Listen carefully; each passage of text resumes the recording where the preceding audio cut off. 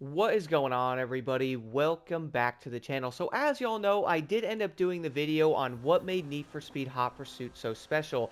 I was like, you know what, let me go take a look at Need for Speed 2015. And if you are wondering, yes, I'm going to take a look at Rivals, Payback, Need for Speed Most Wanted 2012, so definitely stay tuned for those. I might even do something with Need for Speed Heat because even to this day, well, I do feel like that's probably one of the best modern Need for Speed games actually made. But besides all that, though, I did want to talk about Need for Speed 2015 because, well, I have been noticing every time I jump into this game, I go into free drive, there is always people on this game, man. Like yesterday, I was playing it a bit. I was trying to get some footage. I was messing around, driving around a little bit, just checking out the map and stuff.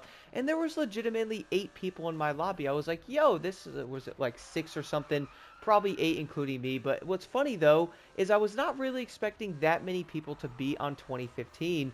Like, I do understand there is a lot of games out, and everyone's like, yo, I don't want to play the new ones, so let me go play the old ones, because, in some ways, the old games kind of seem to be a tad better, am I right? And Need for Speed 2015 really had a lot of special elements to it.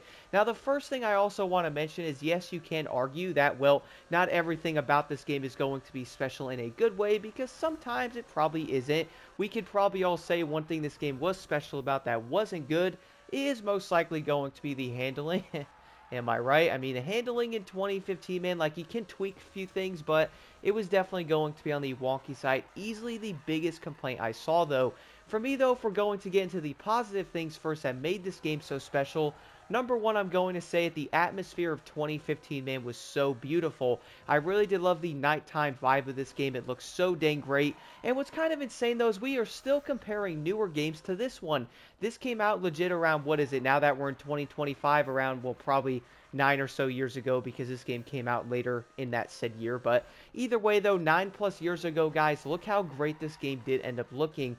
I do understand there was like mods or something I think I heard about that made the game like daytime. That would have been kind of dope to see. I don't think I got to check those out, but we all do know on console you're not going to see anything like that. But imagine having daytime in 2015. Would y'all enjoy that? Would have that been a cool thing? But then again, though, when thinking about having a daytime setting in this game, it really does make me go, you know what? They probably were aiming for it. We all do know they were going for a set nighttime thing for like the older Need for Speed games, so I get it. And you know what, though? They really did nail it to a T, man. It's such a beautiful looking game. Probably one of my favorite parts, like seeing the raindrops coming down. Now, I do understand people are like, yo, I'm tired of it always raining in the game, or it's always raining, it's always nighttime. I get it. But the thing is, though, looking at the raindrops, seeing like the damp road, the detail of it, it really is such a beautiful game, especially being back in 2015. Now, I do understand on the PS5, the game's probably not going to look all that much different. I mean, heck, when you're logging onto the game, it actually has a thing that pops up on it that goes, keep in mind you might experience issues with this game because it's on the PS4, which was kind of odd. Personally, I've never experienced any issues on the PS5 with it, but who knows, maybe that was a thing. Now, when people are probably jumping onto this game or you're thinking about getting on it, do let me know in the comments below if you can actually download the game in the store. I don't know. Apparently, the game was delisted from the store, like you can go to it, but it says unavailable.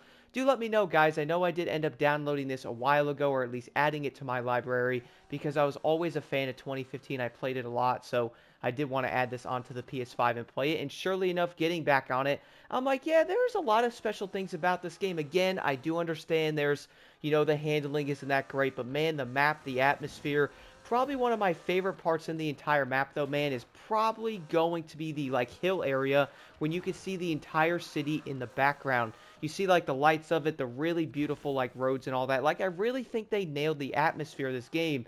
And for me, that's probably one of the biggest things about it that made it so special. The next thing I did want to talk about that made Need for Speed 2015 special came down to the fact that Ken Block was in the game. Now, for me, guys, this was probably going to be one of my favorite things about 2015. I mean, funnily enough, when my friend was talking to me about this game, I was like, yo, well, how's the campaign and stuff? He told me Ken Block was in it, like there's going to be some pretty cool story elements. I'm like, all right, I'll pick it up. that was probably one of my favorite parts, seeing them in this game, seeing like the actual like live thing they did with it, how it was going to be real people. I thought that was pretty dope. Yeah, you could argue that the campaign was probably going to be cheesy and stuff, I get it, but even then I still kind of agreed and also enjoyed it at the same time of it being cheesy. I was like, yo, it's fun, it has a cool element, let me play through it. And I do think the way they did it was pretty dang dope. You can tell that they took a different approach to it. On top of that, guys, this was also the last Need for Speed game with a unicorn, which I would love to see that car return in a future Need for Speed game, but I do have a feeling that's most likely not going to happen, which we all do know why. Rest in peace, Ken Block. Man, it's, so sad to think about. And you know what? I might need to go back in and watch some of the Gymkhanas again, guys. Also, let me know in the comments which one was your favorite. For me, I would probably say it's the one with Ken Block and the guy that played Joey in Friends. That was so dang good, the way they, like, drifted everywhere, pretty much crashed the wedding. I love that one. It was so dang good. But that's something I thought about, though. Like, if you did want to drive something like the Unicorn, at least you could jump on to 2015 and play it.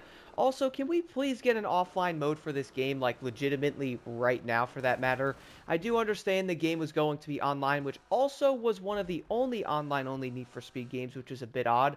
I would love to see it go offline. That way, if you wanted to pause the game, you can actually, pause it instead of pausing it, and then your car is still rolling somewhere. Like, if you're going 150 miles an hour, you pause it for something, guess what? You're still rolling, man. You might go into a car, might go into a wall. Ask me how I know, unfortunately. But I would say, though, if you're looking to drive something like the Unicorn, man, at least you can get on this Need for Speed game and legitimately use it. Speaking of the Unicorn, the other car that everybody even jumps onto this game and still uses is probably not going to be that shocking, the Toyota Supra. Funny thing is, jumping into a few lobbies, it's one car I do see everywhere. I'm also going to be one that drives it a good amount because it was in this Need for Speed game. And yes, before you say it, the Toyota Supra is going to be in newer racing games, but there's just something about it in 2015 that just hits different. I don't know if it's going to be the way it looks at nighttime with the rain hitting it. Maybe the overall sound of the engine does sound pretty dang dope. I don't know if it's going to be 100% accurate toward a Supra. Let me know in the comments. I think it's fairly close. We're also going to have the turbo sounds in there, which sound great. Other games tend to mess that up a good amount, or maybe not have the sound of the engine all that great. But at least on 2015, though, you can drive the Supra around. It has like that Need for Speed vibe to it. Put on some music, drive around at nighttime, fly around a Toyota Supra, run from the police and all that. Like, name a few other games you can legitimately do that in right now. And I mean running from the police in a Supra, they're chasing you, doing events, and all that good stuff. There's probably not a lot of options out there. But that's going to be a few things that probably makes 2015 so special even to this day. This is also why I really hope they end up adding an offline mode to it. That way more players can download the game and truly play it. I don't know, again, if they did end up delisting this game from the store, but from what I have heard, though, if you go in and try to download it, it doesn't let you guys. Let me know in the comments below. If that is the case, they have to fix that. Let players get the game.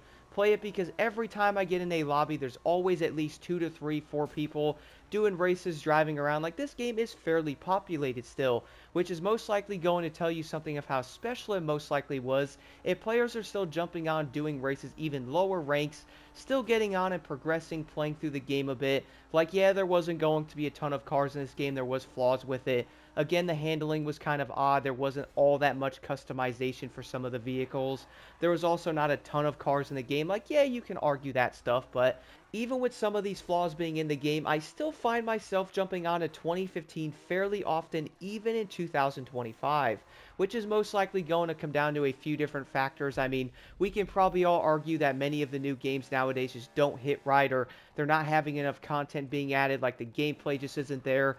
That way you can actually jump back onto something like 2015 and you get that special experience. Do let me know what you guys think about 2015 in the comments below. Was this one of your favorite Need for Speed games? Again, I do know it had its problems, but even then, though, I still feel like if they added an offline mode, put this game back in the store if it is delisted, I bet you a lot of people would download it and play it even to this day. And also, there's one last thing I did want to add on to this video that has to do with the police. Can we all agree, though, the police in 2015 were probably some of the funniest in any of the Need for Speed games? Why is that, do you ask? Well, for one, the police are going to be completely invincible, which is hilarious. Like, you can hit them, run into them, crash them, it legitimately doesn't matter. I kind of feel like the police might be made out of vibranium. I really do. The way you can run into them, the way they don't seem to care that much is absolutely hilarious.